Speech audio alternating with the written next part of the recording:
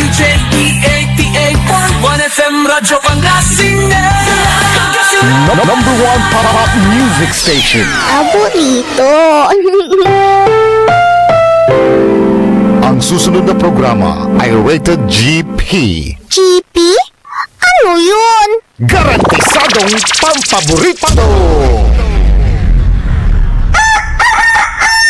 Wadyala sa programa Mambangon si kayo kapaborito. Pakaringalan, nasari balita, impormasyon at loob tanpaway na luyag na Pangasinan.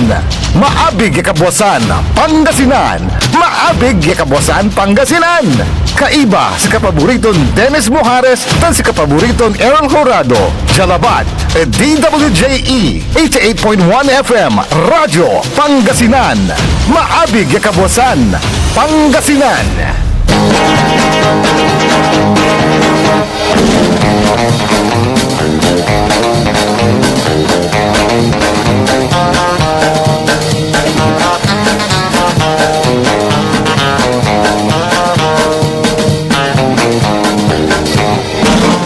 Oras alas 6 sa punto. Masantos tan maabig ay kabwasan luyag na Pangasinan. Wadya ni Paporong Tales programan maabig ay kabwasan Pangasinan. Pakasalan na sa balitad lokal, balitad nasyonal. Agawad loob na 24 oras. Narangalan Jalabat at DWG 88.1 FM Radyo Pangasinan. Paborito. Nakalopyo adasayan kabwasan. Magkaroon ko at Pangasinan Dennis Mojares. Kay bamot si kapaborito Errol Horado. Kanya technical control Engineer Dennis Palaganas. Agaw natin na Miyerkules Pizza 29 at bulan na Abril 2026. Dada saray ulo na balitad lokal.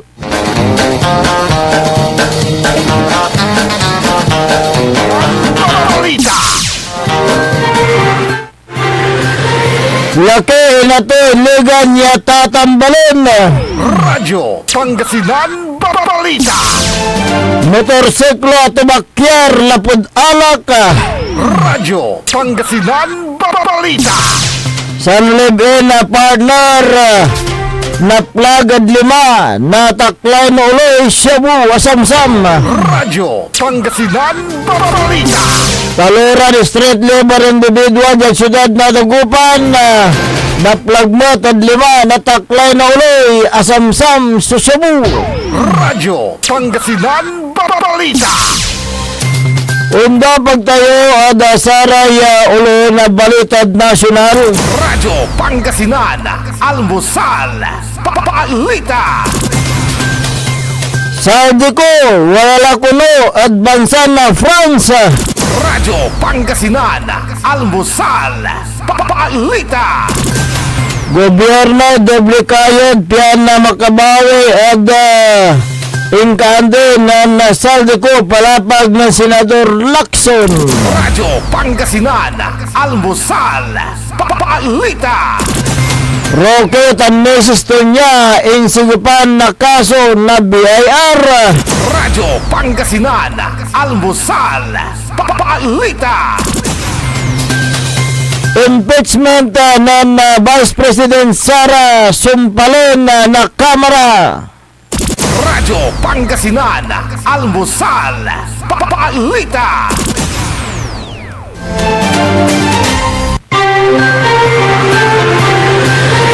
Oras na alas 6:03 na kabwasan. Kanatan ang dapat tayo ada saray detalye ada balita da lokal. Pinatulogan niya tatambalan dyan sa ospital sa 24 anyos siya laki. Kasampalan niya na aksidente dyan bali na Filiasis Pangasinan. Agawa sa aksidente pasado alauna na palbangon dyan barangay Kapulaan na Dabilang Balay. Dyan ginawa ng investigasyon na pulis.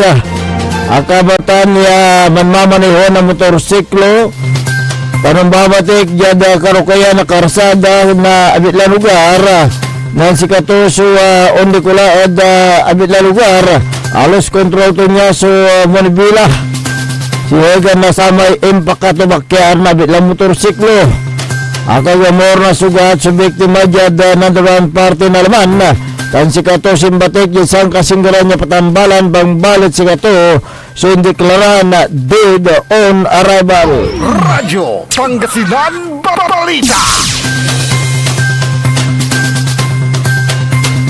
Taluran na street level individual so naplagad 5 na taklay na uloy at nanbiigan niya operasyon na anti-illegal drug bypass operation yung kasadya da syudad na Dugupan yan ang resulta dan pakakumpiska na 7 gramo na shabu yung wala balor to na 47,600 piso dad oras na alas 12:26 na palbangon da barangay Tubong da syudad na Dugupan sa rin panulop yung pwersa na Police Station 3 Lead Unit City Police Drug Enforcement Unit City Intelligence Unit dan Police Drug Enforcement Group Special Operation Unit 1 yung koordinasyon Philippine Drug Enforcement Agency Regional Office 1 so ang aresto at 26 anyos lalaki residente na barangay Mayumbo at Abilan Syudad asam-samad suspect susakay perason na transparent plastic sachet yan ang karga na shabu wala balato na 2 gramo mambili na 13,600 piso sa raya elemento polisiya so ngawit na bilang suspect at police station kabiyangan na raya ebidensya na recover at abitlan na suspect jad oras na alas 12:58 na palbangot jad barangay Bunuan Binlok at syudad na Dugupan yung koordinasyon na PDEA o Philippine Drug Enforcement Agency Regional Office 1 ay baso Police Station 6 sa lead unit City Drug Enforcement Unit and City Intelligence Unit so ang aresto at 32 anyos si Laki residente na barangay Pugo Chico at syudad na Dagupan asam-sama at 5 na bilang suspect so 2 perasong plastic sa siya ng karga na shabu wala balato na 3 gramo mambili na 20,400 piso gabalit ang barangay Mayumbo at syudad na Dagupan oras na alas 3:28 na palbangon sa raya kabiyangan na Police Station 2 lead unit kay baso City Police Drug Enforcement Unit City Intelligence Unit and PNP Drug Enforcement Group Special Operation Unit 1 yung koordinasyon na Philippine Drug Enforcement Agency Regional Office 1 so ang aresto ay dalakin ng taon na 33 welder residente na barangay Pugo Chico na syudad na Dugupan akumpiska 5 na suspect so 2 na gramo na shabu mambili na 13,600 piso sa rabit lang suspect so sigapan lang na kaso edin sunggay na section 5 at 11 article 2 na Republic Act 9165 o Comprehensive Dangerous Drug Act of 2002. Radyo Pangasinan Balita.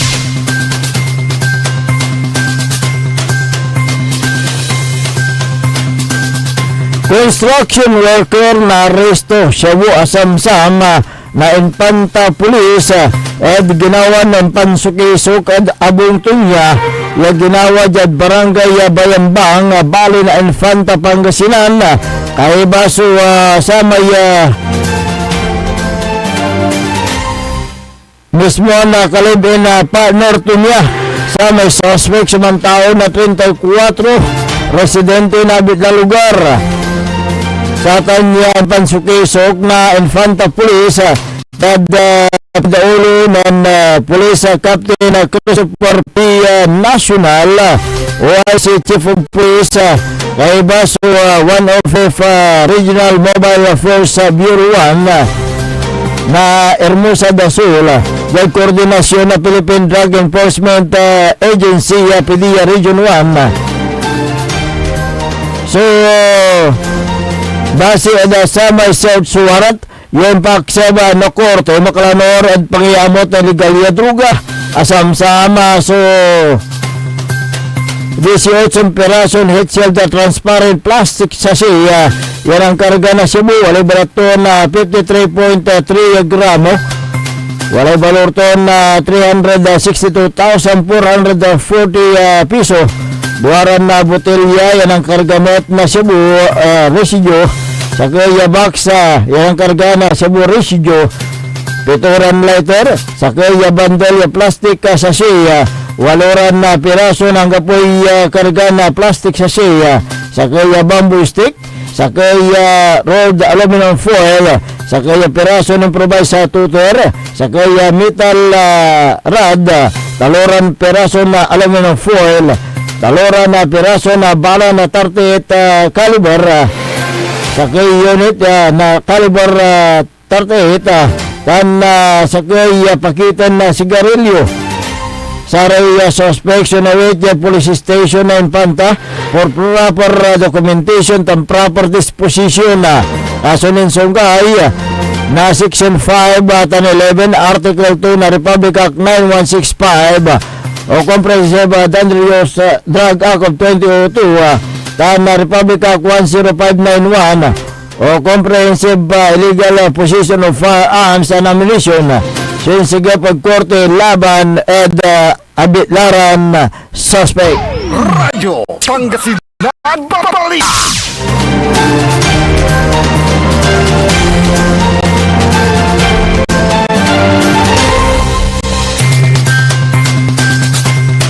Gada sang kaunran niya balita da lokal lapod alak la laki yaka motorsiklo at bakyarid karsada embatay ka dapatan balan na alawas o aksidente duras na alas 6:32 sa Gada National Road na Barangay Bulawan bali na Buwalin Pangasinan sa Rembolyo Luganan red motocross motorcycle yawalay plaka to na NA 69818 maniwara 30 anyos Sirakia awala na living partner ang kapoy salongton helmet residente na Barangay Salmagi Norte Dabilang Baloy sa maya kabanggaan ta tunya black red SYM motor tricycle yawalay plaka to na XR 9526 mamaniwaan na laki man tao na 56 walay asawa awalaan na driver's license residente na Barangay Bulawan na Dabitlan na Baloy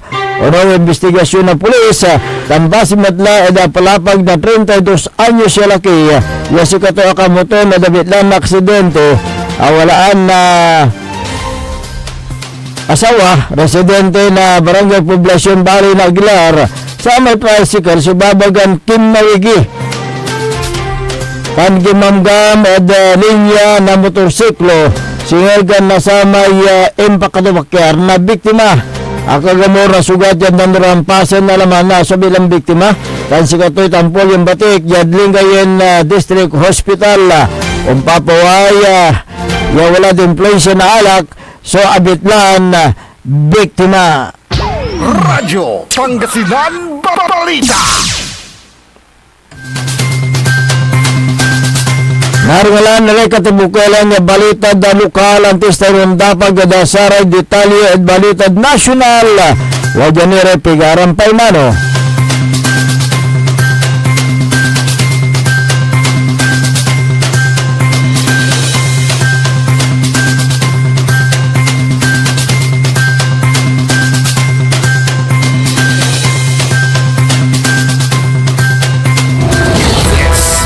Pangasinan Gulf Waves Network Corporation in the Grand City.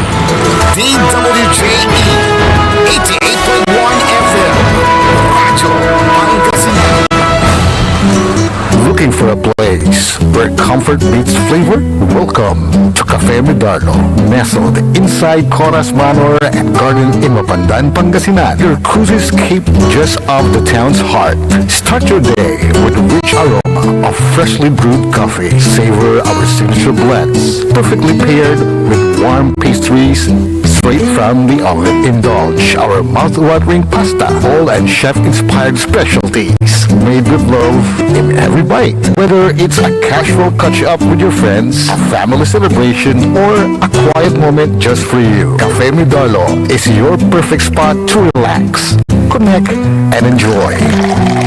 Visit us today at Cafe Midalo in Coras Manor and Garden, Mapandan, Pangasinan, where every cup tells a story and every visit feels like home. Cafe Midalo, where every sip feels special. Mga kababayan ko sa Malasiki, ang maayos at maunlad na komunidad ay nagsisimula sa ating lahat. Makilahok sa mga programa ng ating lokal na pamahalaan, kalinisan, kalusugan, at kaayusan. Mag-segregate ng basura, sumunod sa batas trapiko, at suportahan ang mga proyekto ng barangays. Tandaan, ang pagbabago ay nagsisimula sa simpleng disiplina at pakikiisa. Sama-sama tayo para sa mas ligtas, malinis at maunlad na bayan ng Malasiki. Ang LGU at mamamayan, magkaisa para sa kinabukasan. Ako po ang inyong lingkod, Mayor Alfe Soriano ng Bayan ng Malasiki. Hindi ba napapansin ang inyong negosyo, mga kapaborito? Abay, magpa-advertise ka na dito sa DWJE 88.1 FM Radyo Pangasinan. We are located at the 3rd floor of Jumel Building, A.B. Fernandez East, Tagupan City. Or you may contact us at 0968-444-4290 or 0956-168-4908. O bueno, mga kapaborito, magpa-advertise na! Umangon na! Samahan ang inyong mga kapaborito. Maabigyan ka po sa Pangasinan. Dennis Muarez, Errol Hurado, ang gigising sa inyo tuwing umaga sa programang Maabig Kawasan Pangasinan. Dito lamang sa #1 Pop Music Station. WJ 88.1 FM Radyo Pangasinan.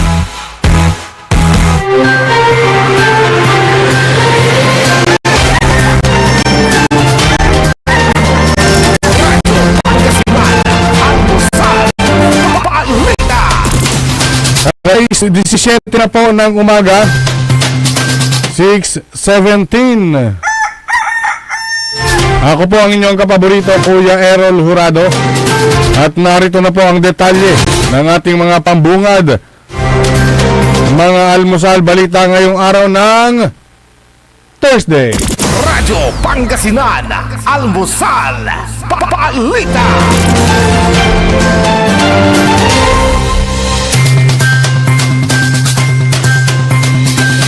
Mga almusal balita ngayong araw ng Wednesday. Radyo Pangasinan, Almusal, Balita. Nasa France na si dating Congressman Saldico at doon humingi ng political asylum. Sinabi ni Palace Press Officer Attorney Claire Castro na kumpirmado nang wala sa kustudiya ng Czech Republic si Ko kundi nasa France. Ito ay matapos na matanggap ni Pangulong Ferdinand Marcos Jr. ang kumpletong ulat mula kina Justice Secretary Frederick Vida at Foreign Affairs Secretary Tess Lazaro. Ayon pa kay Castro, nakatanggap din ng highly reliable information ng DFA na si Saldico ay mayroong nakabingbing petition para sa political asylum sa France. Hiniling din niya ni Ko na inilipat siya at ngayon ay nasa kustodiya ng mga otoridad ng France.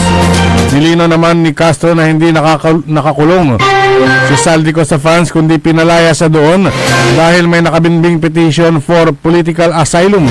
Bukod dito, wala na rin anyang ibang detalye pa kung kailan mag-a-apply ng asylum sa naturang bansa si Saldico. Ginagawa naman anya ng pamahalaan ang lahat ng diplomatikong paraan para sa proseso at channels para maiuwi sa Pilipinas si Saldico at harapin ang kaso niya sa bansa. Ngayong araw ay pinatawag ni Pangulong Marcos ang ambasador ng France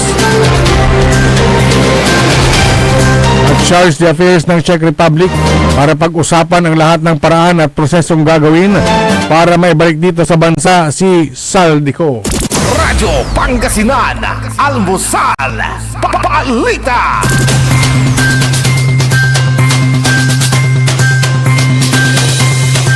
Samantala,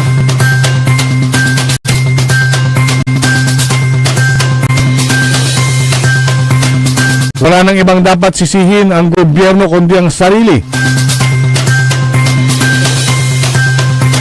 para sa nasayang na pagkakataon upang maisailalim sa kustudiya si dating Representative Saldico at dapat na nitong magdoble kayod para makabawi. Ayon kay Senate President Pro Tempore at Blue Ribbon Committee Chairman Panfilo Ping Lacson nitong Lunes. Ayon kay Lacson, naharap ngayon ng mga otoridad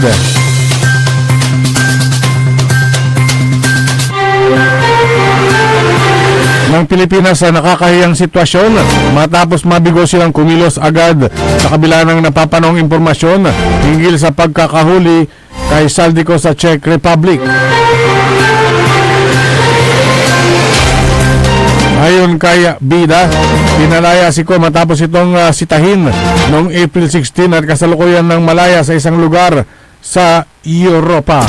Radyo Pangasinan, Almusal, Balita.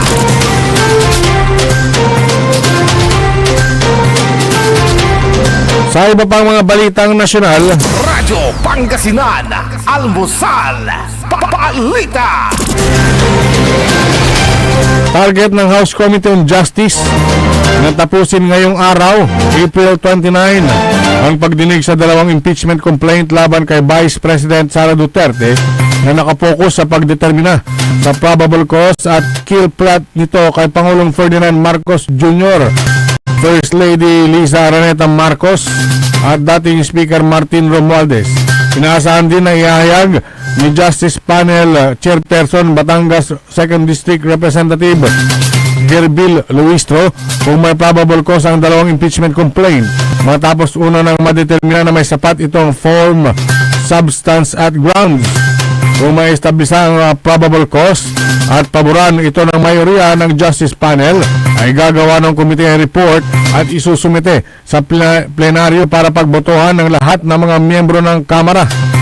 Kung makakakuha ng 1/3 na boto o 106 na mambabatas, ay tatawid na ito sa full trial ng Senado. Kasalang sa pagdinig si NBI Director Melvin Matibag kaugnay sa assassination threat ni VP Sara. Ayon sa mga endorsers ng ika-4 na impeachment na sina Manila 6th District Representative Benvenido Abante Jr., Deputy Speaker at La Union Representative Paulo Ortega V, at ang nasabing banta ay isang uri ng high crime na may record at video bilang ebidensya. Bagaman sa depensa ni VP Sara ay isa lamang itong conditional threat. Sinabi ng dalawang mambabatas na seryoso ang banta, lalo na sinabi mismo ng Vice Presidente na hindi ito biro. Inihayag naman ni Luistro ang tungkulin ng panel ay idetermina ang probable cause sa impeachment base sa ebidensya at hindi sa ingay sa politika. Radyo Pangasinan, Almusal, Balita.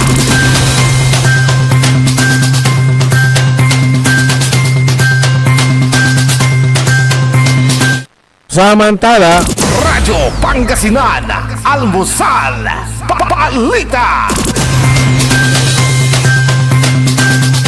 pinasuhan ng kriminal ng Bureau of Internal Revenue o BIR sa Department of Justice sina dating presidential spokesman Harry Roque, asawa nitong si Myla Reyes Roque at Percival Sazon Ortega dahil sa tax violations na may kaugnayan sa Biancam Holdings and Training Incorporated na pagmamayari ni Roque at pamilya nito. Ito ay makaraang lumabas sa investigasyon ng BIR na bigo ang mga respondents na maghain ng required tax returns at magbayad ng corresponding taxes due sa transfer of shares of stocks at pagtaas ng authorized capital stock na nasa 3.35 million pesos deficiency amount kasama na ang surcharges at interest ng kumpanya. Nakitaan din ng BIR na may probable para kasuhan ang mag-asawang Roque at si Ortega dahil sa hindi pagbabayad ng buwis base na rin ay sinasad sa Section 254 at hindi pag-aayon ng tax returns base naman sa Section 255 ng National Internal Revenue Code of 1997. Sa ilalim ng Section 254 ng Tax Code, may multa na 500,000 pesos hanggang 10 million pesos at pagkakabilanggo ng 6 hanggang 10 taon ang kasong tax evasion. Radyo Pangasinan, Almusal, Balita.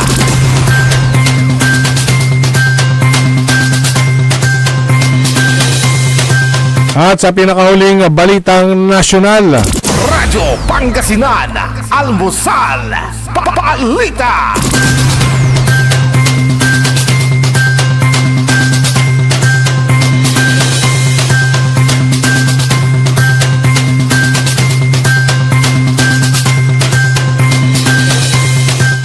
tinukoy ni DILG Secretary John B. Rimulya na isang police major ang umano'y protektor ng illegal na operasyon ng paggawa ng sigarilyo sa Negros Island region. Sinabi ni Rimulya na ang police major umano'y mula sa CIDG, Bacolod City ay nasa preventive custody na ito at sumasailalim sa case build-up para sa posibleng kasong kaugnay ng illegal cigarette manufacturing at illegal na sugal. Kasabay nito, nilinaw ni Rimulya na walang matibay na ebidensya na mag-uugnay sa gambling tycoon na si Charlie Atong ang isa sa illegal na pabrika.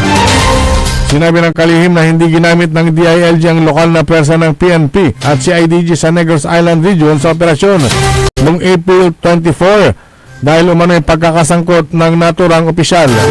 Sa halip, ang CIDG Cebu at CIDG Main mula sa National Capital Region ang nagsagawa ng raid sa Talisay City na nagresulta sa pagkakasamsam na tinatayang 800 million pesos na halaga ng illegal na sigarilyo. Tinutugis na rin ng mga otoridad ang dalawang suspect na kinilalang sina alias Don Robert at Makmak na umano'y nasa likod ng operasyon. Patuloy ang follow-up operations ng CIDG para sa agarang pag-aresto sa iba pang mga sangkot. Radyo Pangasinan, Almusal, Balita. At sumayin yung ating mambungad almusal sa balita ngayong araw ng Wednesday. Oras po natin 6:27 na po ng umaga. Radyo Pangasinan, Almusal, Balita.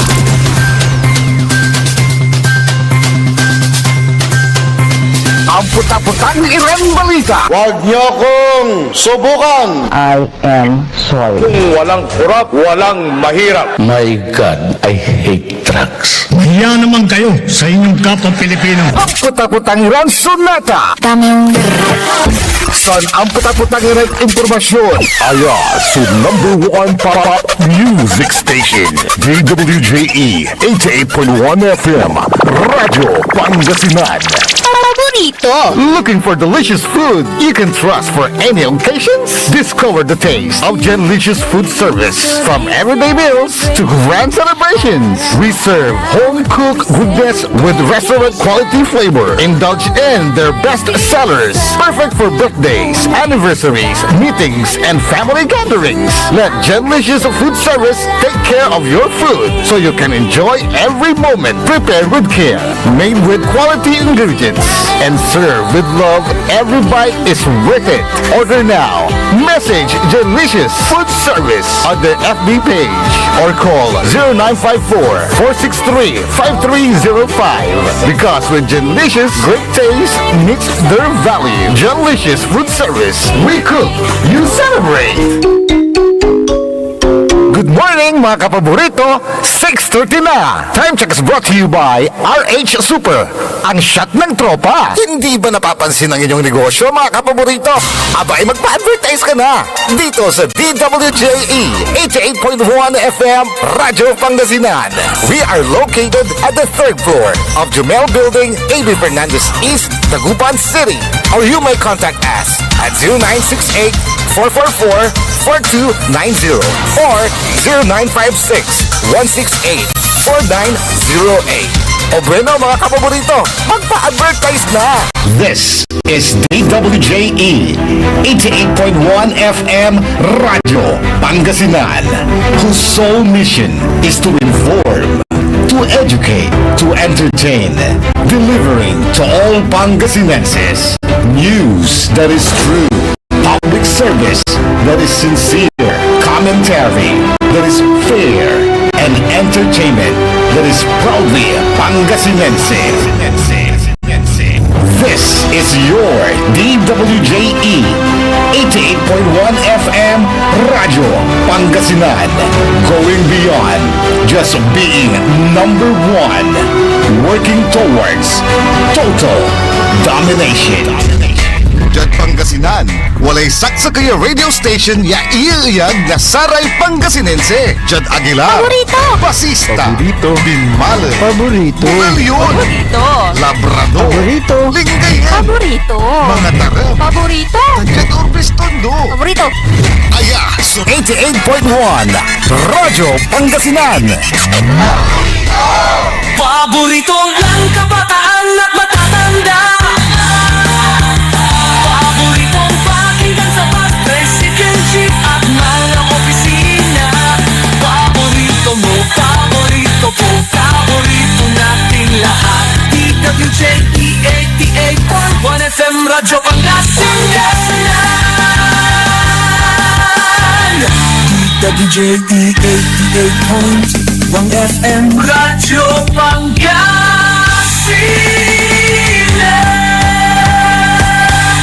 Paborito. Bumangon na! Samahan ang inyong mga kapaborito. Maabigyan ka po sa Pangasinan.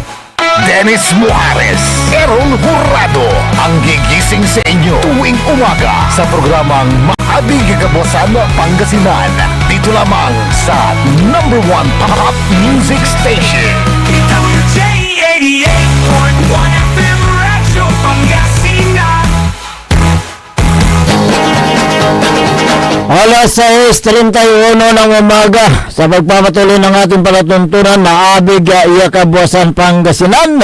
Ang inyo pong nakakasama sa umagang ito. Good morning Pangasinan, Maabig Kabuwasan. Ako po ang inyong kapaborito, Kuya Errol Hurado. Magtaro lingkor ating magtipangasinan Dennis Muharis at kasama din natin dyan sa may technical control si Engineer Dennis Palaganas. Kasama si tawag mo si Kato, Dennis Trillo Palagana. Ayan, yes, duntungan mo. Kina Duntungan mo. Dennis. Dennis Trillo Ayan. Araw po kayo ng Merkules. Wednesday ngayon na Wednesday, Thursday. 29 sa buwan ng Abril 2026 Aha. Magpapaalam na naman si paring Abril at i-welcome natin ang si Kumari May. Kumarem. Kumari May. Kung meron kayong mga gusto nyo parating na mga suggestion, opinion, mga reaction, mga sumbong, mangyari lamang po tumawag sa ating smart number 0939-100-9931 o kaya 0927-974-2784. At sa ating pong Facebook at YouTube, live pa rin po tayo, DWJE 88.1 FM Radyo Pangasinan. Ayan, Naalala mo yung yung binabagtas natin yung De Venecia Road. Oo. Yan yung New De Venecia. New De Venecia. Dyan sa may along dadaan ka sa Pantal Bridge. Going to Lucaw, ayan. Di ba yung naman yung mga nilagay na tent. Oo, kwan. Parang Delikado sa gabi. Delikado kasi gabi Oo. maambon. Oh, hindi tayo nagkamali, may bumangga. Meron. Kagabi Ah. ganap na alas 8. Tingnan nyo yan. Dapat kwan sana. Tricycle ng sarili. Oo, dapat sana nilagyan nila ng kwan, yung sign, ha? Para kwan, iwas disgrasya. Ngayon, may na-aksidente. O, sino ngayon ang dapat sisihin dyan? Oh. Hindi natin alam. May ang sabi naman sa may post ng page ng Dagupan Oh. ay ng sarili. Nagsarili? At nagbabala na huwag masyadong mabilis. Kwan, meron yung mga inilagay dyan ng mga tent. Oh, mabuti sana kung may mga signage na kwan, before and after, para magkaroon ng kwan, yung awareness ng mga sasakyan, di ba, na dumadaan diyan. Ngayon sasabihin nyo, kwan, mabilis o kaya kwan. Siya dapat magkaroon ng kwan dyan. Yung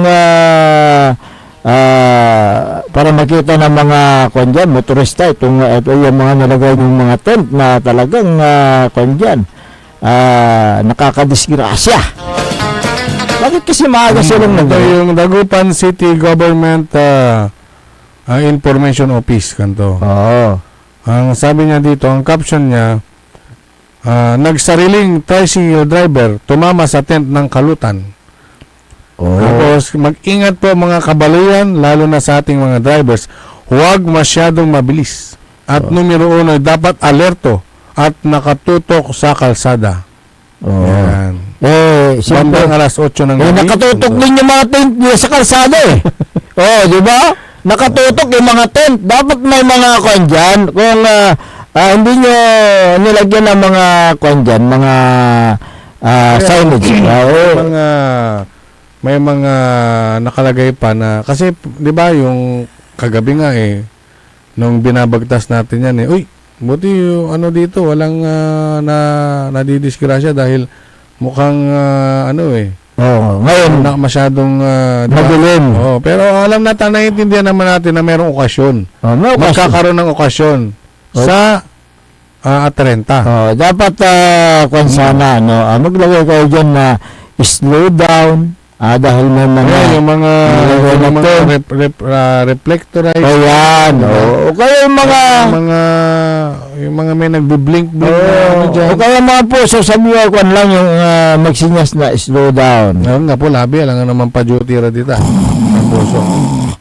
Tulog. Wala man duty, in fairness, wala man duty na puso. Ganun ba? 24 hours sa puso, pero hindi ganun karami. Ayan. Pero meron pa rin. Meron pa rin. Okay. Meron pa rin. Okay, sana. Kaya ang panawagan namin dito, mag-ingat na lang po. Yung mga motorista na mapapadaan dyan, lalo na at paggabi. Dahil may mga Iwas may mga tent aksidente. po dyan, magkabilang side. Ayan. Sige. Dumako tayo sa magandang balita kasi ang lokal na pamahalaan ng Kalasyaw sa pamuno ni Mayor Patrick Agustin Karamat ay aktibong sumusuporta sa mga manlalaro ng basketball. Kaya nagwagi ang Team Kalasyaw sa nakalipas na Gabon World Cup. Diba? Yung suporta ay hindi lamang moral support. Dahil itong si Mayor Patrick Agustin Karamat at galing sa sarili niyang bulsa, paborito Dennis. From day 1 ito magmula umpisa, yung pinakaunang laro nila hanggang sila ay mag-champion, ay per game, bumubunot pala ng sarili niyang pera sa kanyang sariling bulsa, 1,500 pesos.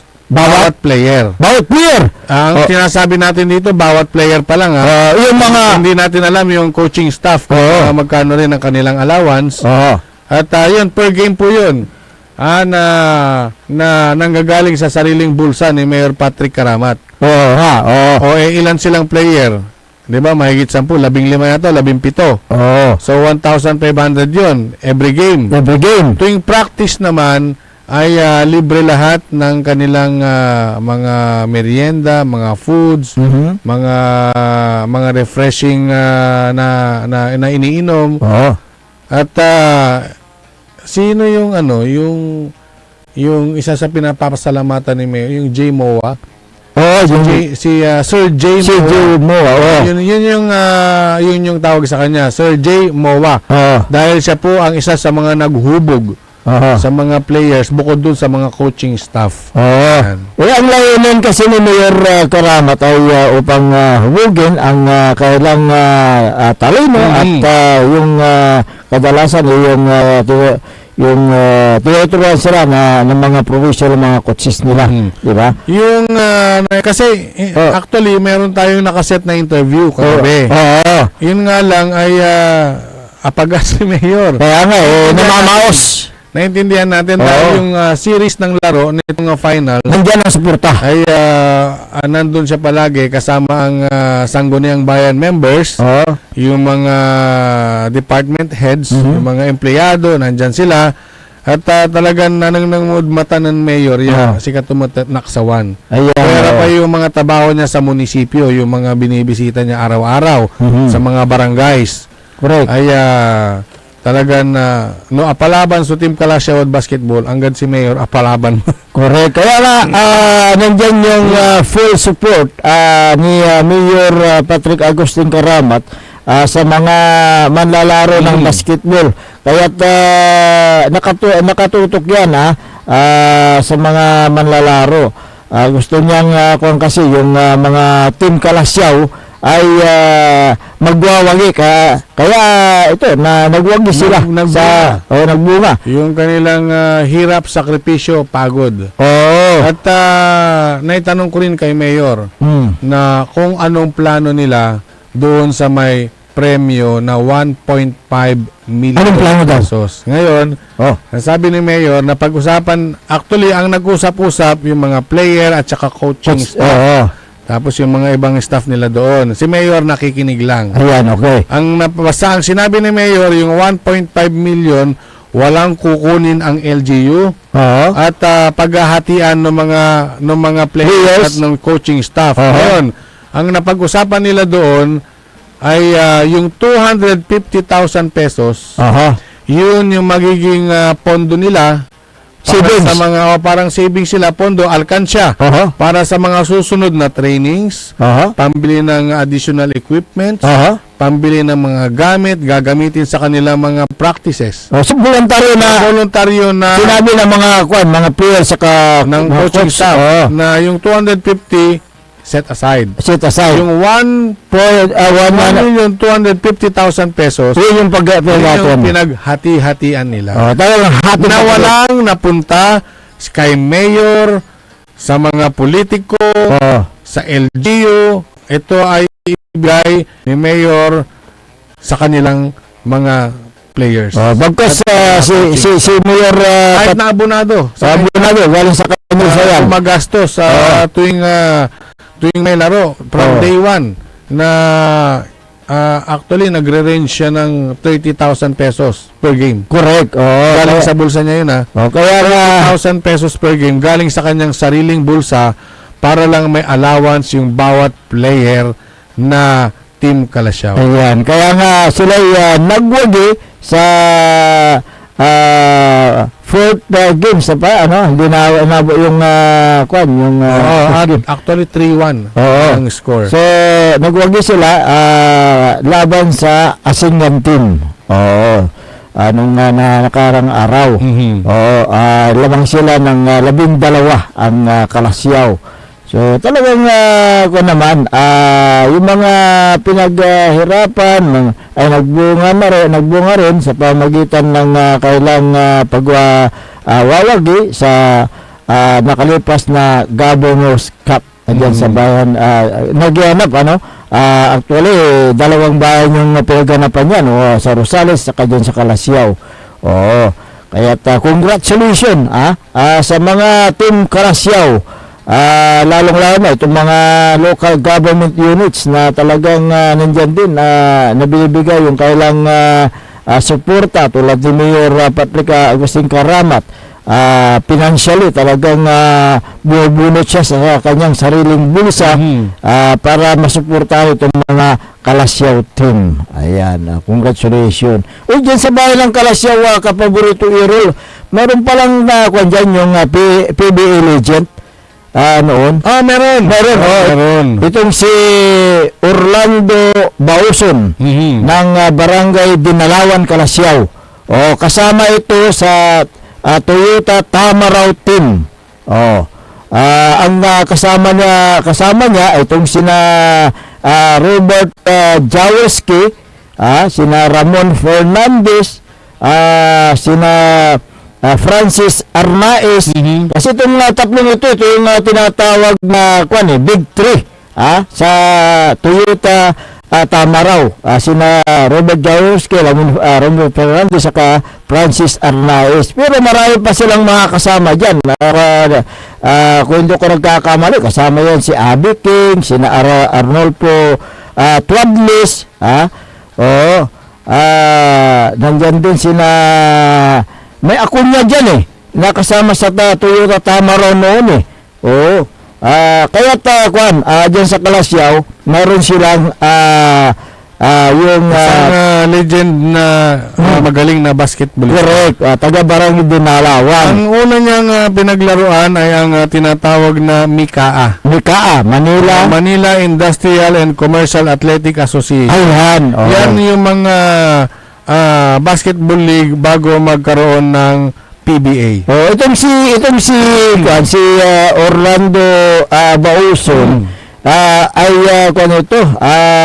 team player ng University of Santo Tomas, kung hindi ako nagkakamali. Siya ay nag-aaral pa, at siya rin ay nakasali sa Olympic. Di ba? Sila ay nakapaglaro sa Mexico City dahil membro ng Team Philippines. Ayan. Alam mo ba yung mga karagdagan na kasabay niya sa mga nabanggit mo? Ito, kilala mo ito. Ramon Fernandez. Correct. Yan. Si Francis Arnaiz. Atoy ko. Ayan. Na artista, di ba? Itong si Philip Cesar. Ayan. Freddy Hubalde. Bogs Adornado. Ayan. Jimmy Mariano. Itong si Orly Bauson na taga Kalasyaw. Ay isa sa pinakamahusay na point guard. At kilala bilang most defensive player. Number 9 yung kung hindi nagkakamali, yung jersey niya itong si Orly Bauson Kaya ang larong MICAA ay bago magkaroon ng PBA, sila yung mga top players nung pumasok na nga itong liga.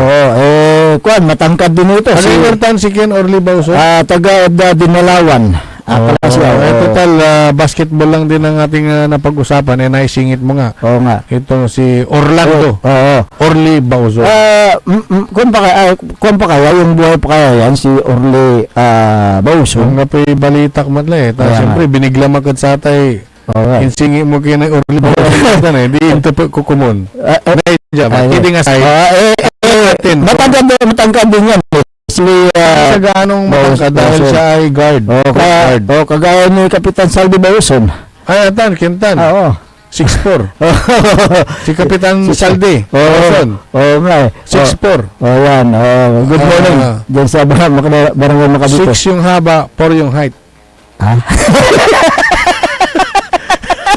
Ibig sabihin, inuman to. Sige. 6 yung haba, 4 yung height. Ayan. 6'4". Kaya dyan sa Kalasyaw talagang yung mga manlalaro sa basketball ay talagang pinapakita yung kailang gilas at talino. May balik natin kay Mayor Patrick Agustin Karamat. Dahil siya mismo sa puso niya ay mahal niya ang larong basketball. Dahil nung napag-alaman pala natin na noong mga nag-aaral pa siya, like high school days. Oo. Siya pala isang miyembro din ng varsity. Ayun. Isang Eskwelahan. pribadong eskwela Oo. dito sa Pangasinan. Kaya't, kwan. Hanggang manggagalaw si Mayor Patrick mambabasketball. Oo, at yung mga, kwan, meron siyang inter-barangay, kwan, May basketball. interbarangay tournament siya at meron ding Kalasyaw Developmental League. Ayan. Diyan okay. na-develop yung mga manlalaro. Ngayon, ang kanyang ide-develop naman ay mga volleyball players. Ayan. Abangan. Okay. Abangan. Okay. So, yung Team Kalasyaw sa paparating naman na Intertown Volleyball Tournament. Ayan. Okay. Maga kaming magpaalam ngayon kasi may importante na alas 7 po kami nga po. appointment. Dahil kailangan naming umattend sa meeting na yun. Siguro tayo po Tayo bukas. Babawi po kami bukas. Okay. Ang inyo pong nakasama sa umagang ito, Ako po ang inyong kapaborito, Kuya Errol Jurado. Mark Terolengcor at yung Pangasinan, Dennis Muhares at siyempre dyan sa may technical control si Engineer Dennis Trillo Palaganas.